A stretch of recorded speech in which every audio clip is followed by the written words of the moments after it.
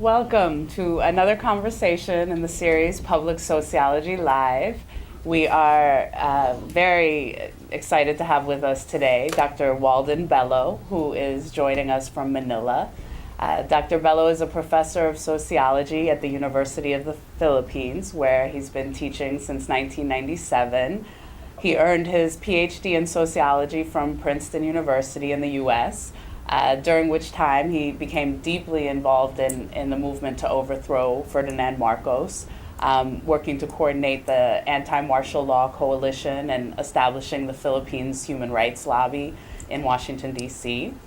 Through this work, Dr. Bello became increasingly aware of the role of international financial institutions like the World Bank and the IMF in supporting Marcos's authoritarian regime.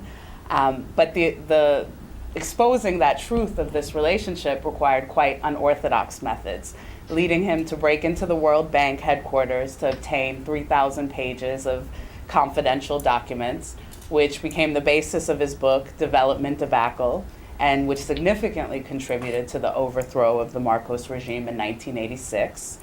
So, long before WikiLeaks, Walden Bello was attempting to bring public attention to the hidden links between government, capital, and international financial institutions. Those early experiences have continued to shape Dr. Bello's sociological research and his work as a public intellectual. He's been highly critical of neoliberal globalization and has encouraged alternative notions of economic development. He's currently the executive director of the Focus on Global South, which is a policy research institute based in Bangkok, and which he co-founded in 1995, that seeks to build grassroots capacity to address issues of global economic inequality. Dr. Bello has long kind of emphasized the importance of bringing the insights of sociological research to public debates around pressing socioeconomic and political issues. He is very much a public intellectual.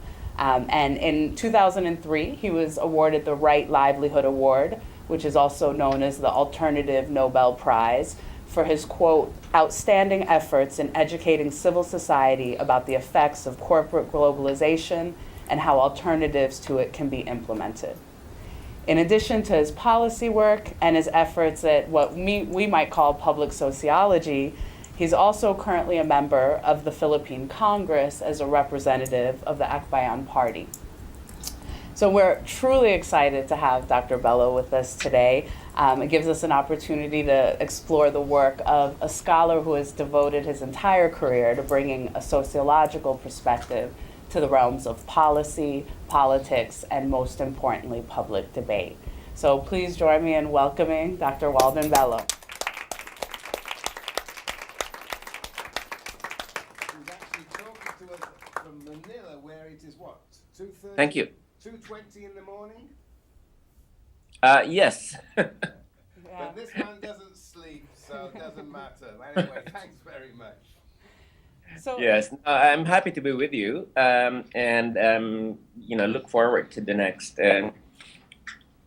hour in discussing a number of the issues that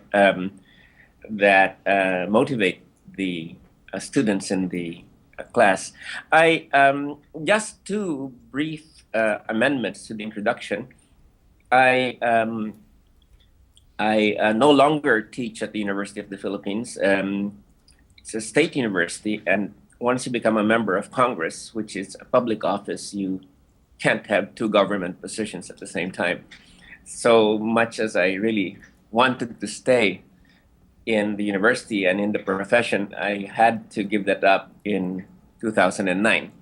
The other thing is I am on the board of Focus on the Global South, but I ceased to be the executive director way back in 2007.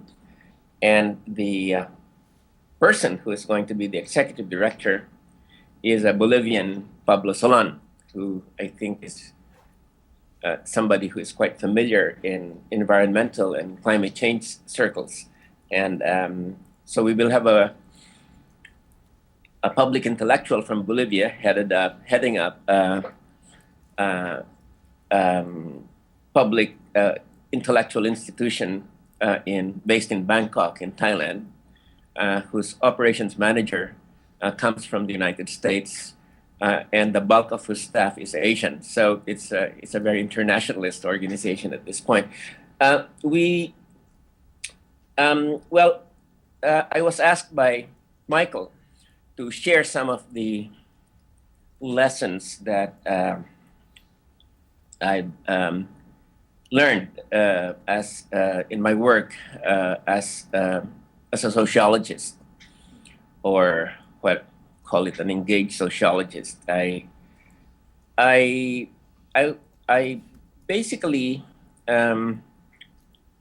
first thought about this in very serious depth when in 2008 I was given the I guess it's one of those awards by the International Studies Association, a public scholar award by the International Studies Association, and I tried to distill what were really the lessons that the key lessons. Well, first of all, I think and those who read the piece that I gave, I'll just follow it, the outline. The first is that truths only become true through action. The second is that to get at the truth, one must sometimes resort to unorthodox methods of research.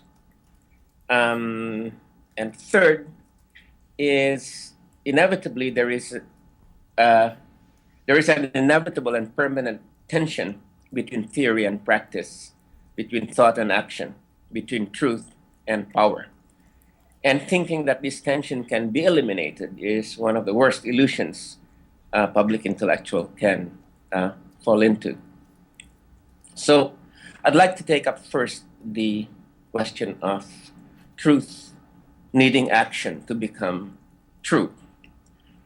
Well, this was, brought home to me by the events in Seattle in late November of 1999, during the third ministerial meeting of the World Trade Organization.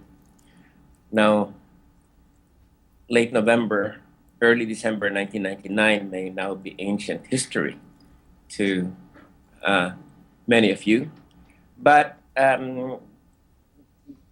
that event really, for those of us who went through the 90s and went through the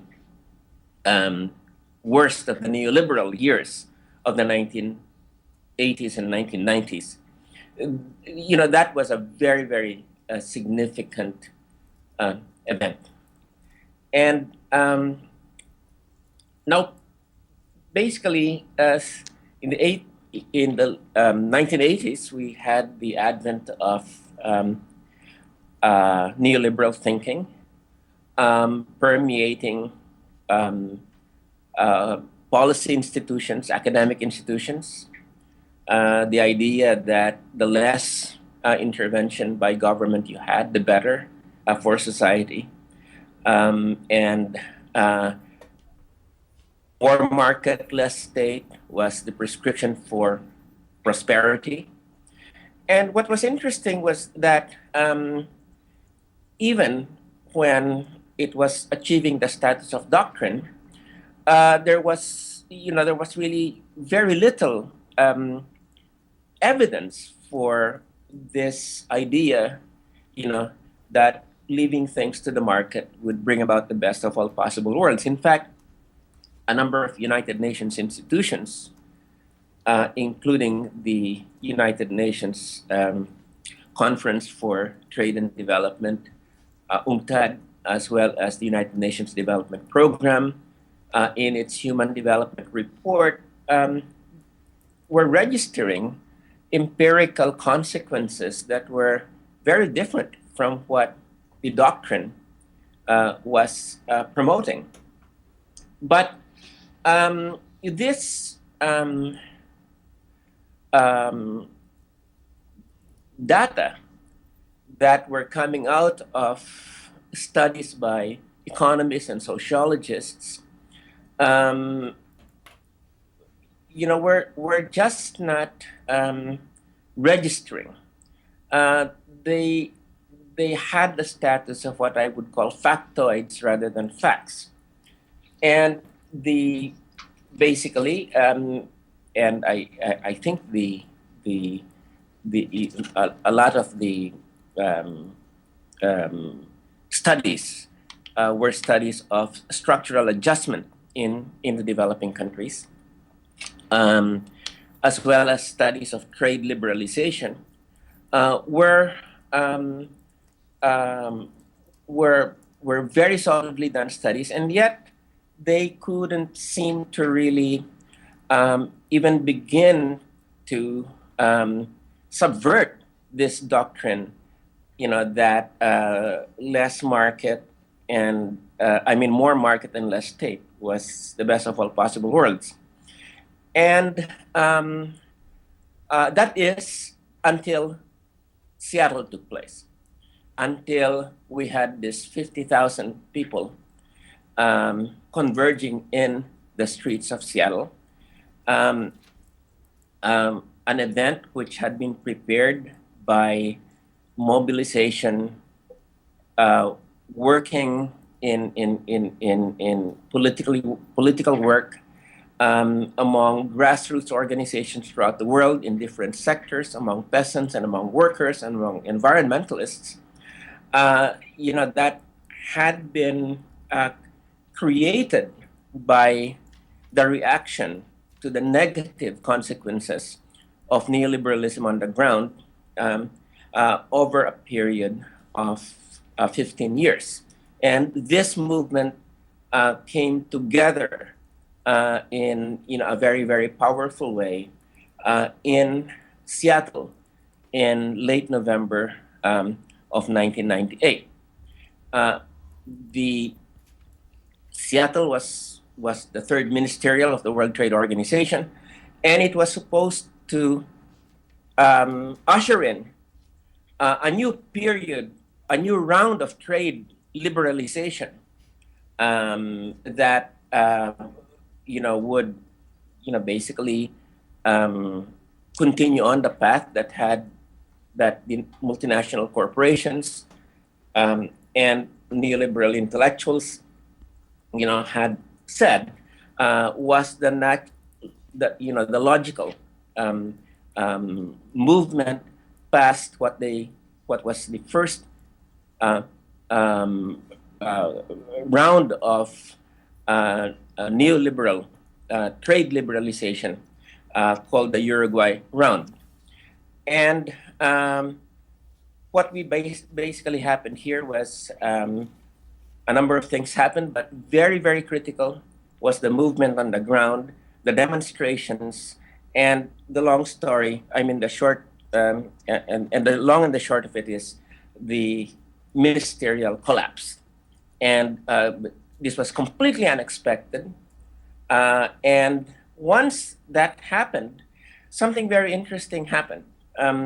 Once the WTO, collapsed in a very spectacular fashion, in a very unexpected way, one of the consequences of that, or I think one of the key consequences of that, was that the veil was lifted and people began to be much more open to the idea and to the facts and to the reality that liberalization, deregulation, privatization, all of these things associated with more market and less state was in fact delivering the opposite. And what was key here, I think, was that a lot of the media, a lot of policy institutions, began to, carry the message that there was a dark side to globalization. And this is when we began to see the spectacular defections from the neoliberal camp, in which among those who defected were George Soros. There was Joseph Stiglitz, who used to be the chief economist of the World Bank, and Soros was, of course, the key, a major financier, and Jeffrey Sachs, now with Columbia University, but Sachs, as many of you know, was the person who cooked up the notion of shock therapy, or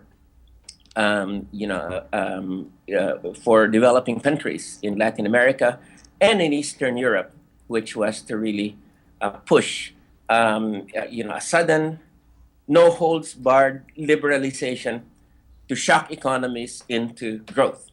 And Sachs became a late convert to what many progressives had been saying for some time, which is that neoliberalism was delivering the opposite of what it had promised. So, what made the difference between the way that things were ignored before Seattle and the way that the opposite view, the alternative view that globalization was not working and was in fact creating tremendous crisis for people? It was not additional research. It was not some book that came along. It was not Noam Chomsky, but it was, the 50,000 people in Seattle that basically translated their beliefs into action. It was this series of engagements that in the streets of Seattle that pushed the delegates, especially from the developing countries, in the Seattle Convention Center and pushed them to say, finally, no, this further policy liberalization that you're pushing us into to open up our economies, this is not something that we're going to do. So after Seattle, things became very different. The neoliberalism lost its momentum, and it was in constant crisis. And of course, 2008 up till today, this has really been the discrediting of neoliberal policies throughout the world. Okay, so action made factoids into facts. So the second lesson, unorthodox methods, to get at the truth. Well, I'd like to just bring you back to 1975. And again, this is very, very ancient history. I had just finished my PhD in Princeton. And this was the height of the Marcos dictatorship. And the United States was backing the dictatorship to the hilt. But a lot of the aid that was going to Marcos was coming in as what was called multilateral aid, which was coming into the World Bank. And we, those of us who became engaged in the anti-Marcos movement, tried to find out what exactly, these millions and millions of dollars in aid. It was, about $450 million a year, which was a very big sum. And the Philippines was one of the countries that they called the countries of concentration, that for its population, it was receiving more than average aid from the World Bank. And we couldn't get anything beyond sanitized press releases. And no matter how much we tried, you just could not get through. People in the Philippines, in our contacts there, and, it was very difficult. So we figured that unless we cracked this mystery of what was, what the World Bank was doing in the Philippines, we couldn't even get to first base in terms of understanding the transformation of the Philippine economy that was happening. So there was only one way to find this out, and this was, um, uh, first of all, developing contacts within the bank. And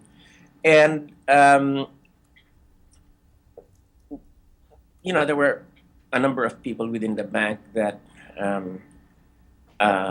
began to be very worried about what the bank was doing in the Philippines, because any alliance between an institution in which they were working with a sordid dictatorship was bound to get many liberals really worried.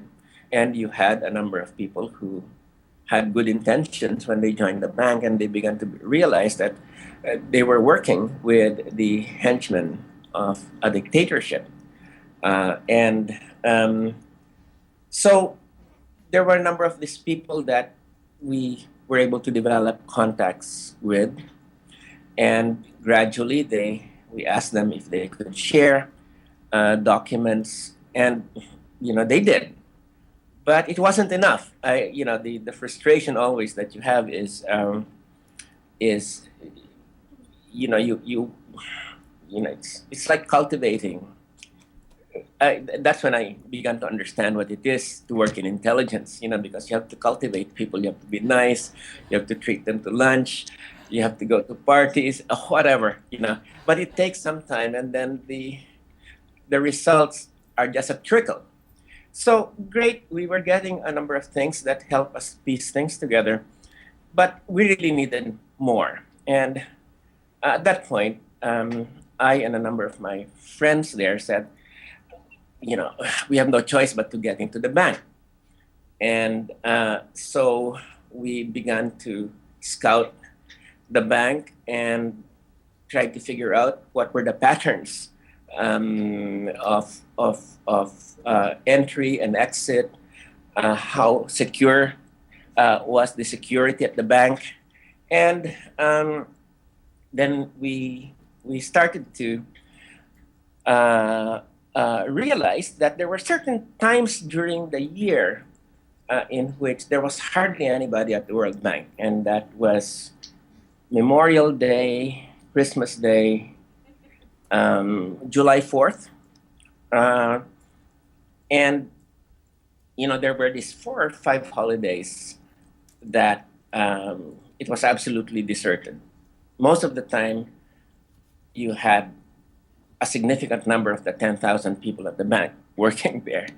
So we decided that on these days we would go in, and we pretended that we were people coming from a mission from Africa or from Latin America. We had to dress up in suits and with our ties askew.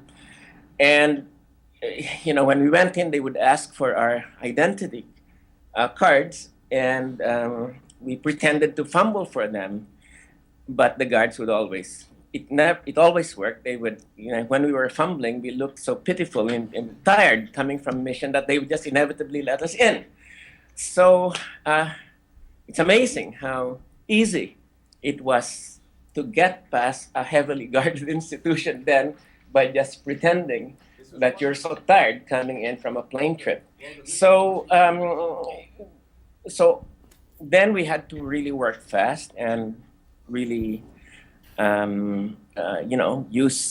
hit the various offices within the bank where the documents were, and work and use the facilities at the bank, the Xerox machines at the bank.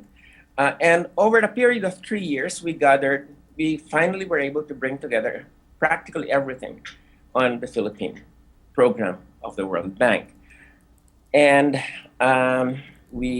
after we were able to gather this, then we staged one press conference after another over a period of a year, and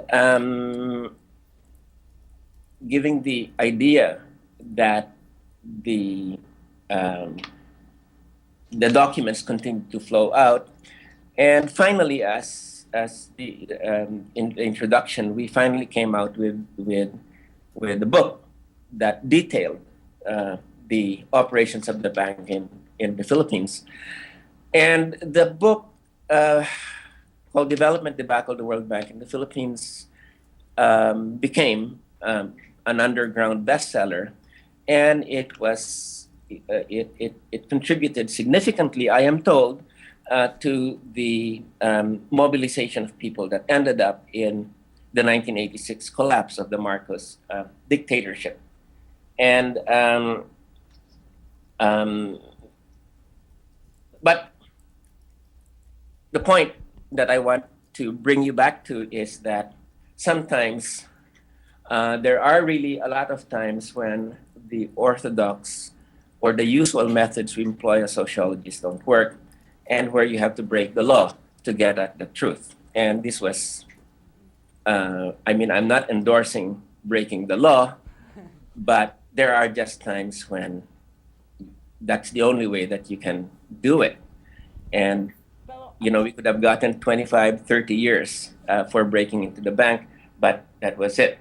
So, Dr. Bello, I'm sorry to interrupt you. I just want to also just keep in mind our time, because our students have lots of questions that they want to ask you. So maybe if, but we do want to actually hear you speak about this third issue you raised about the tension between theory and practice. So maybe if in a few more minutes you could address that, so that we can start to move into our discussion. Okay, sure.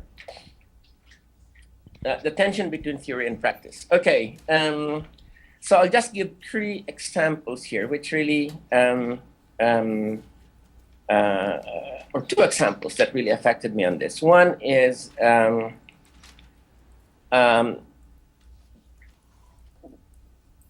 my thesis was on the rise of counter-revolution in Chile in the early 1970s. For people who are Latin American specialists or people who know that period, there was this coup that toppled Allende in 1973. Allende was somebody who wanted to bring Chile into the so-called constitutional road to socialism. And the way that that event was interpreted by many people on the left in the United States was that the United States orchestrated, the coup, and that it was principally really this kind of intervention that eliminated Allende. Well, my research really challenged this because when I went to Chile in 1972 to do my field research, I originally wanted to go just to study the way that the left or progressive parties were organizing the shantytowns, to extend the revolution. This was something that really was earth-shaking, constitutional path to socialism, or the peaceful road to socialism. And when I arrived in Chile, the revolution no longer had the momentum. It was the counter-revolution. And so I changed my research topic, and fortunately my dissertation committee agreed, from studying shantytown organizing to studying the emergence of the counter-revolution. And basically what this involved was trying to follow the emergence of these groups like Patria y Libertad, Fatherland and Liberty, the Christian Democratic Youth, all the kinds of organizing that were happening to try to, bring down the Allende government. And so this brought me to really looking at this situation and brought me to reading a lot of the literature in the 1920s in Germany and in Italy about the rise of fascism and Nazism, and the way that it was a very heated counter-revolutionary base in the middle class that created the conditions for the emergence of effective counter-revolution. Basically, what happened here was two things that came out in my work. One was that what was fairly central in the Chilean case was not U.S. intervention, but it was really the mass mobilization, the class mobilization that was fairly central. And U.S. intervention was only effective when it was inserted into this ongoing heated class politics in which the middle class was very central. So that's the first thing that came out that was not very convenient for progressives at the time. The second thing was the middle class. This was a time in the 1960s and in the 60s and 70s when even in progressive organizing, the middle class was seen as an ally of the working class, you know. But what I experienced in Chile was that it was not, in fact, always the case.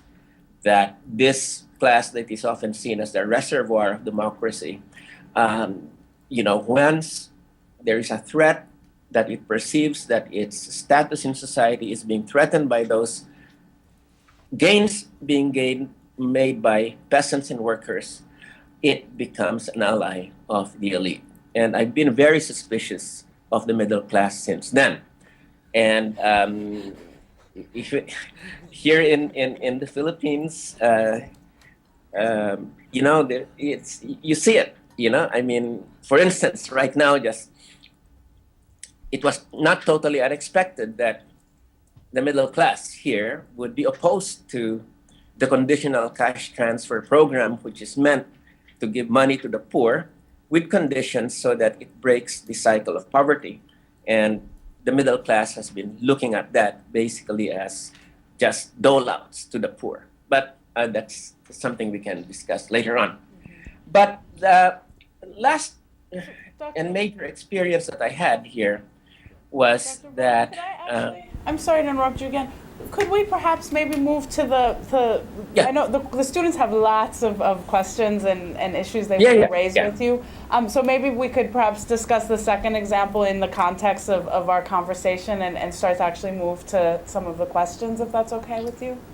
Sure. You want me to end, or you want me to finish up with this last example? Well, maybe if we could leave the example, I'm sure it will be invoked as we start to pose questions for you. But if perhaps there's a few last words you'd like to say now, so we could kind of open up the discussion to some of the questions the students would like to ask. Well, the only thing I'll be very quick about this is I was a member of the Communist Party in the Philippines. And I was for 14 years, mainly because I felt that, you know, that was the mechanism for overthrowing Marcos. But when my views began to diverge, because especially when there were certain things that happened around the purging of people, in which quite a number of people were killed within the party, that my views regarding the way that people should relate to other people within the party began to diverge from what was the accepted policies. That brought me into conflict with the leadership of the party. And although my politics have been clearly on the left and anti-imperialist, once I began to go into critical mode, because, you know, if there are human rights violations taking place, there are human rights violations taking place. And there's a point in which you either become a party man or you stay true to being an intellectual. And sure, whatever. So that's,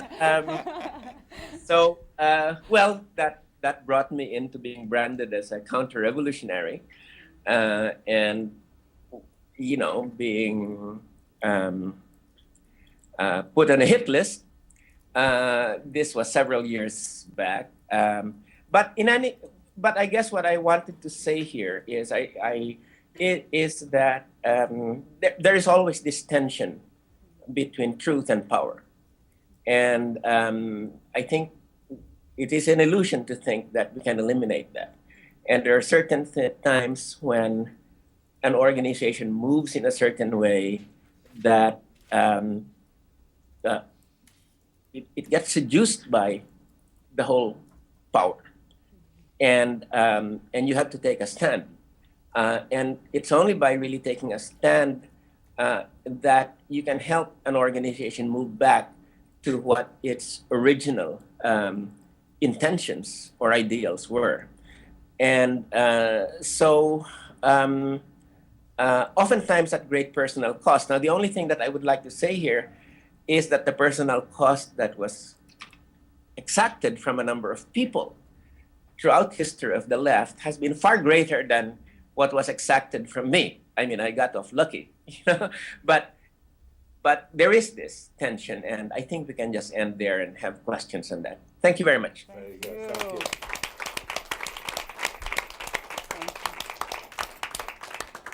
Thank you so much, Dr. Bello. And as I said, we've been all morning, discussing your work, and it's raised lots of interesting questions for us in terms of public sociology.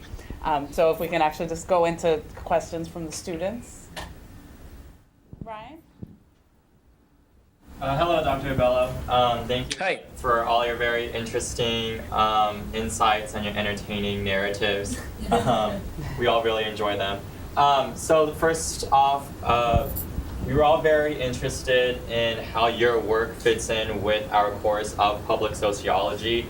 Throughout the weeks, we've been learning that public sociology really is a discipline that tries to take all of the information outside of academia and outside of the classroom, and you really involve yourself with a public and you gain their insights into one's research.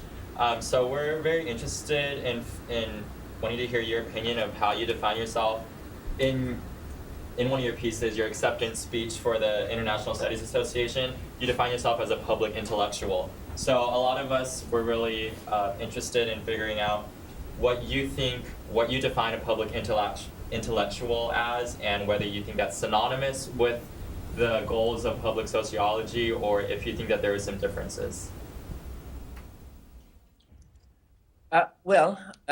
Very, very interesting question. To be honest, I've been quite, the term public intellectual I've just used because it seems to be an accepted term. I mean, it even, using it for myself, is a bit presumptuous, because there's all this connotations of the word intellectual that are there. But I guess let me put it this way. My strongest motivation has always been to how do you shape policy and change things in cooperation with other people. And how do you use the research and your training as a sociologist in order to translate this into action, into policy. And in that sense, the best term to describe myself has always been the one that I've been most comfortable with is as an activist. Okay. And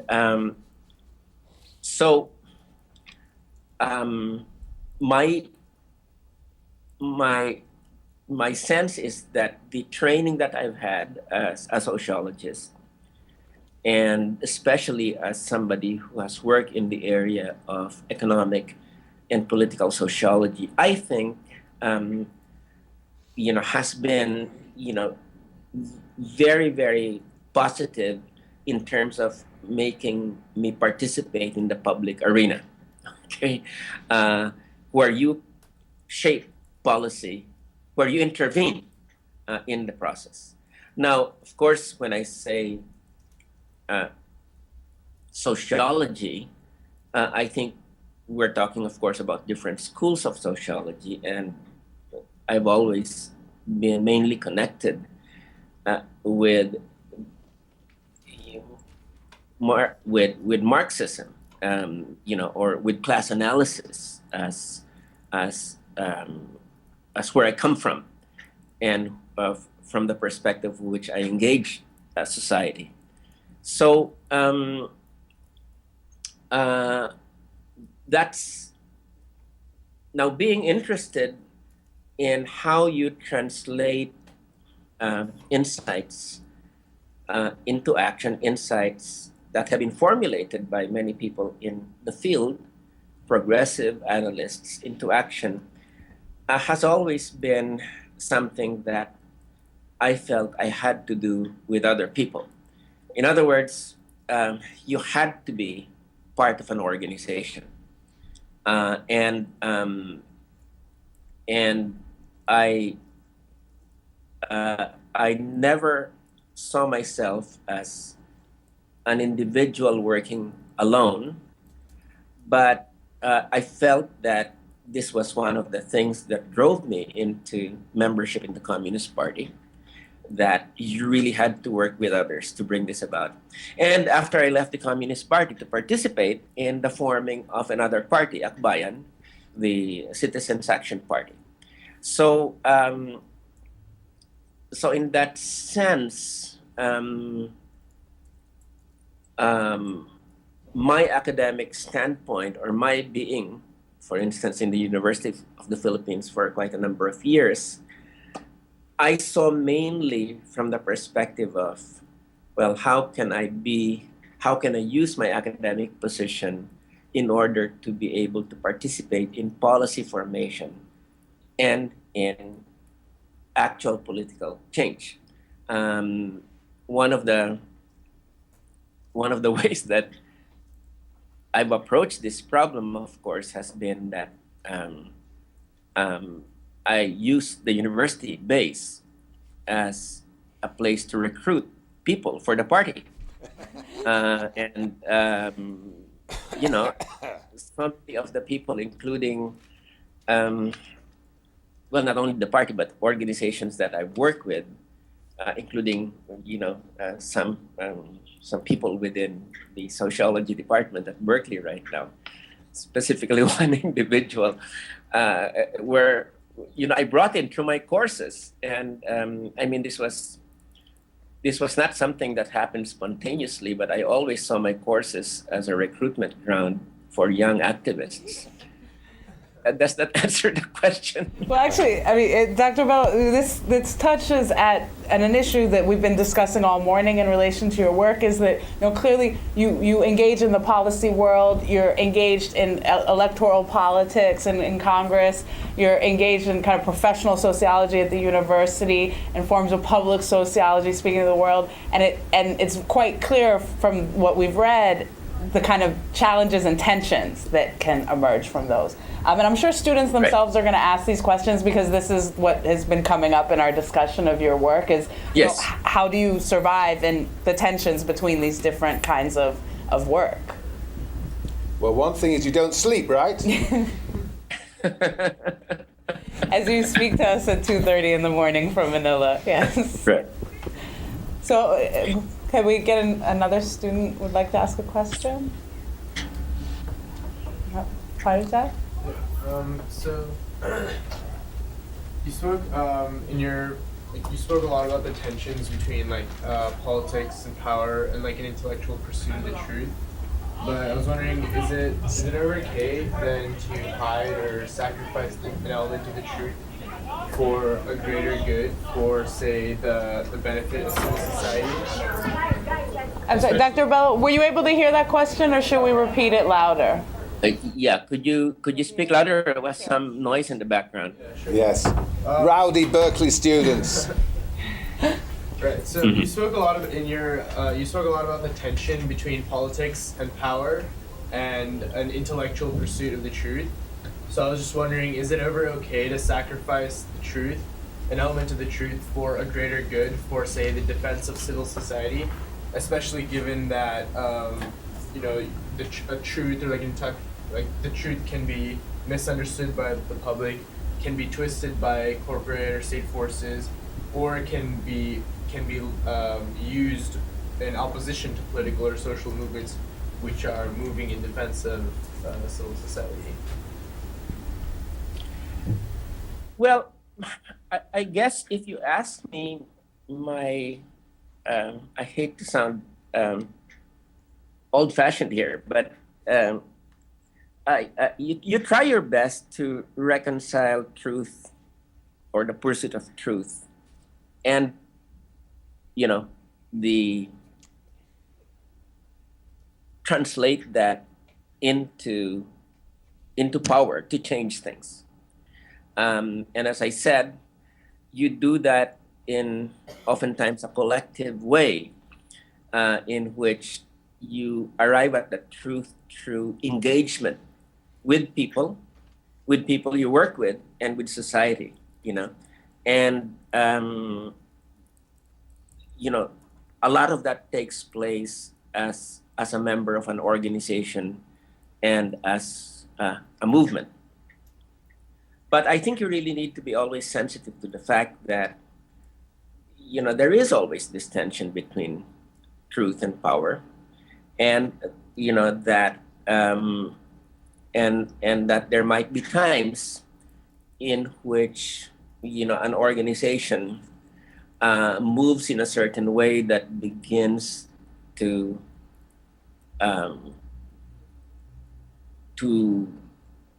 not respond to what you perceive to be the actual interests of society, of people, but begins to substitute the interests of the organization for the interests of society. Okay? And that oftentimes is something you have to be always assessing. And clearly, organizations are not perfect, and mistakes will be made. As a member of an organization, you've got to realize that too. That mistakes are being made. But the important thing is, can you, through engagement and through dialogue and debate, move the organization back towards being a mechanism that serves the interests of people, of society, especially of the marginalized sectors of society. And that is a constant process. Now,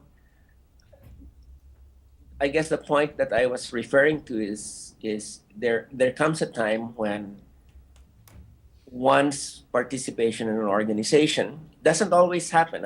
I'm not trying to make this a general thing, but there are certain times, and the history of the left has provided ample examples of this, in which the organization, in one's view, becomes irremediably, wedded to a certain path that makes it consistently move away from the interests of society. And that's when you need to make your decision. And so that's why I'm saying that to think that we can eliminate this tension has been one of the great illusions. And the way some people have done this in history has been to surrender their independent thinking to the leadership of a political organization. And that seems like, for many, that seemed that seemed like a path that many undertook tragically. Or you make your stand and basically engage, even though it becomes an unpopular stand, engage the party organization in a process of trying to move it away from a direction that you think is wrong. And I just wanted to say that's always going. That's my experience. I am the last several decades has been a process of of coming to terms with these realities, that there will always be this tension between truth and power, the individual and the organization, but you have, if you're to be engaged, you have to be able to work with this tension and not think you can eliminate it. And it sounds like this tension that you speak of, Dr. Bello, would be central to the role of public sociologist, public intellectual, to the extent that, as you're saying, there's no resolution between the tension of what may be a sociological truth and the kind of political objectives of movements and engaged in action. So it's, we've actually been discussing some of the examples that you give. Like, for example, you spoke earlier about your dissertation on Chile, and all of your experiences of coming to negotiate that tension between truth and power, as you say. Yeah. Well, I'd just like to, you've talked a lot about how important it is for you to be connected to groups or collectivities, parties, movements. But actually, we've been reading a number of your articles, for example, and on the Greek crisis, on the Arab Revolution, and behind all of them there is always a story, or not usually a story, of the machinations of finance capital, of which you know obviously a great deal. Now, we were wondering, it's a very different type of sort of engaged sociology. Now, who do you think is your audience for this? I mean, in what sense are you connecting to the world when you write those articles? Well, who are your publics? Yes, I guess if you call, to put it, I'm almost tempted to say it's the 99%. Very good. But I would say that it is, it is those classes and strata, that are marginalized and exploited by global capitalism. And I think that I would certainly think that I am talking about the vast majority of people in what we now call developing countries, of peasants and farmers and oppressed ethnic, tribal peoples, the vast majority of people in the cities like Manila, that live with very, very marginalized. Walden, do they speak English? I mean, these articles are in English, right? These articles. Yes, but there's translations of them in Filipino here in the Philippines, and I imagine that those articles would be, a lot of them have been translated into the languages of people who've read them, and the books that I've written have been translated into Korean, Japanese, Indonesian, Thai, So yes, English is just really a medium by which I can try to express myself. I must confess that I'm more comfortable in writing in English than in Filipino, but that's one of the costs of being educated in the West. So, one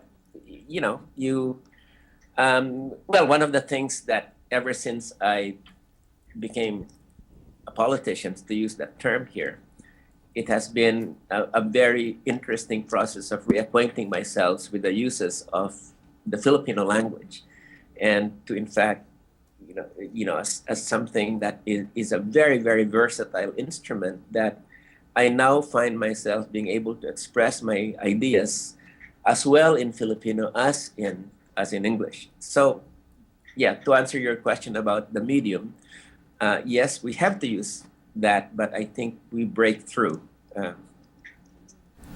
So we have time for a couple more questions. Who else would like to ask? Daveen? This is a follow-up question from what Professor Broadway asked about who are your publics. I'm just wondering, after you write these pieces that bring up alternative points of view or you try to shift the conversation, what do you hope is the reaction of the publics that read these articles? Were you able to hear that, Dr. Bello? Yes. Well, I think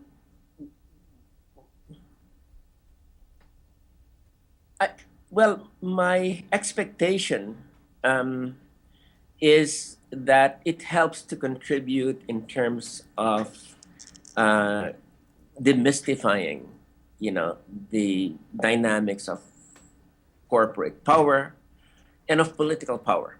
And so I think at a very broad level, what I try to do is to try to help in this process of demystification.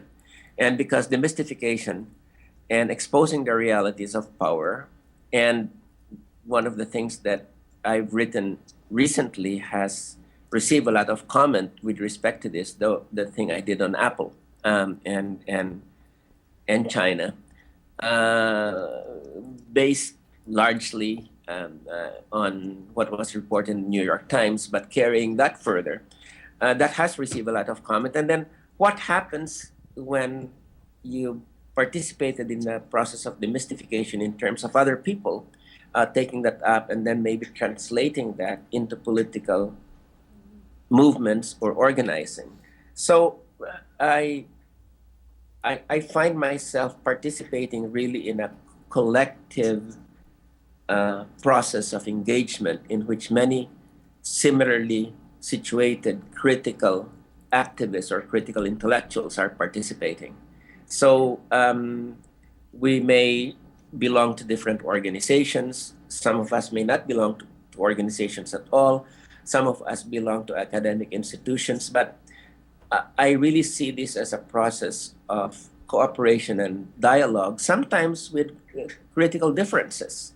But the only way that I think we really are going to move in terms of, to use an old-fashioned word, liberation of people, from, to use another old-fashioned word, the relations of capital, is through this process of critical dialogue in which there might be a number of false roads and the process, that organization or people get into. So that's the way that I would respond to your question.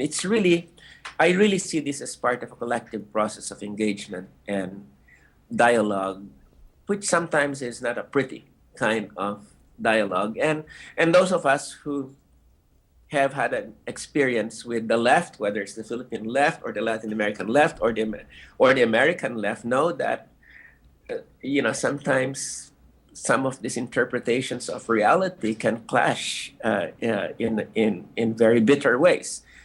But that's par for the course. So I no longer have any illusions that you will that this process is not also a process. It's not just a nice process of dialogue. It's oftentimes also a process of ideological combat, to use an old-fashioned term. Yes, that's fascinating you say it like that, Dr. Bello, because last week our focus was on dialogue, in fact, on producing knowledge through forms of dialogue, and that you actually bring a different perspective to not so much dialogue, but as you say, forms of intellectual combat around these narratives. Yes, and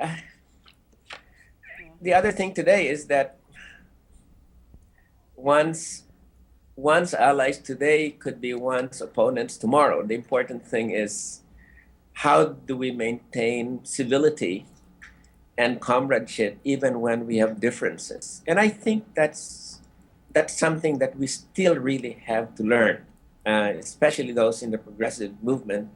How do we maintain ties of solidarity despite differences? And again, my sense is that the only way that we can move towards this process of achieving, this old-fashioned term called the welfare of society, is by engaging as sharp and as truthfully and honestly as possible, but within the bounds of political civility among comrades. So, Dr. Bello, unfortunately, our time is running short. Sure. We have time for one last question from a student. No. No, I'm really awake. Dr.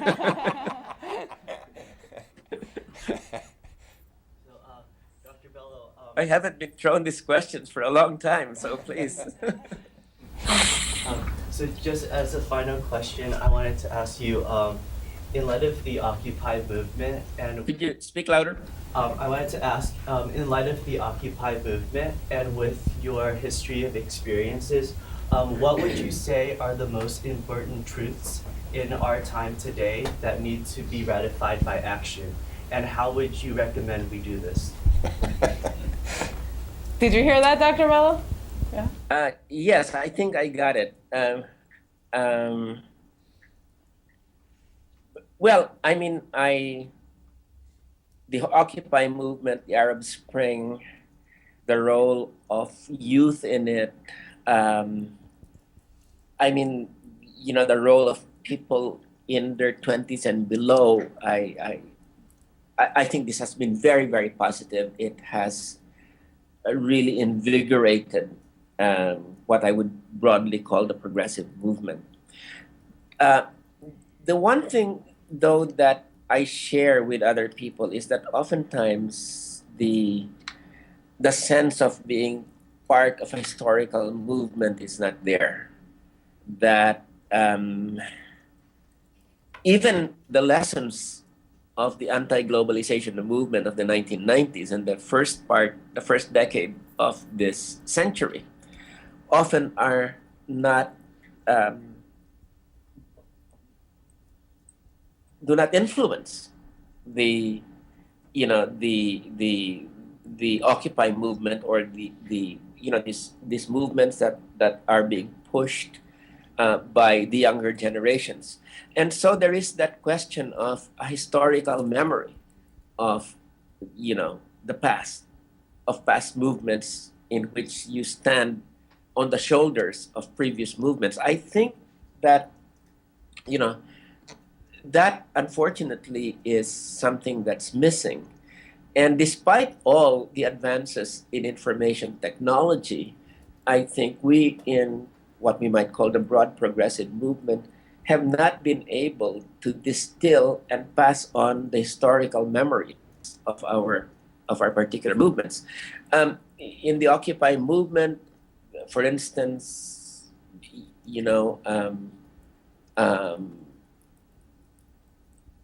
do people, for instance, know the works of, say, Hart and Negri, Empire, or Commonwealth, or Multitude, or the work of people like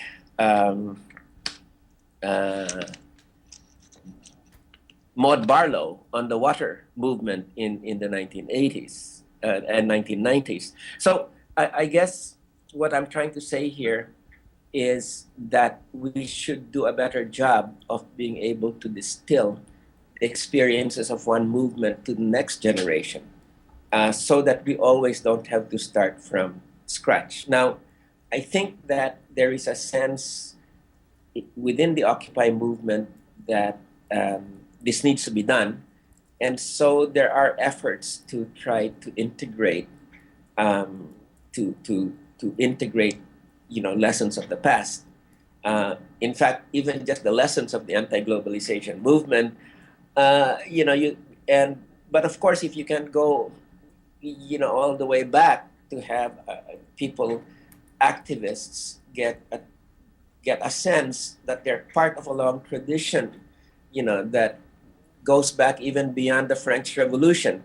I think that would be really, really, really excellent. So historical memory, that you're part of a living movement, is really very central, and I think it's one of the great challenges of the time.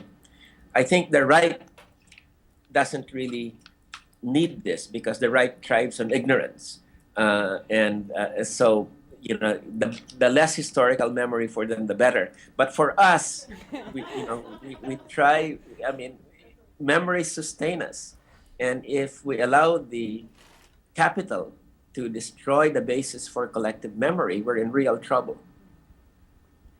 Wow. Wow. So thank you. Yes. Thank you so much, Dr. Wong. Thank you. Thank you. So we obviously have reached the end of our time today. Next time we'll have with us Carl Van Holt from South Africa. But we once again really want to thank you, Dr. Bello, for taking the time in the middle of the night in Manila to join us and give us all these fascinating things to think about in terms of public sociology. Thank you so much. Thank you too. I really appreciated it, Michael, and all of the participants in the class. I'm very happy to do this. I guess I won't sleep anymore. I just go straight to Congress at this point. Okay. Thank Have a good you. drink of whiskey on us, okay? Yeah. I Let's have have a to look have at your another glass. shot Is here. there still something in it? Right. Is there still something in Right. your glass? Just a bit. I actually wanted to say that I'll probably, I'll be in the States in the next few weeks. I usually have this short teaching stint at SUNY Binghamton, for about 5 weeks, and that's when I reconnect with sociology. The rest of the time, it's just politics over here. So I do need that retreat, and this is also a class that I really needed because it forced me to think again after my mind has been frozen with parliamentary processes. So thanks for liberating me from that world, at least. Okay, very good. Thank you very much.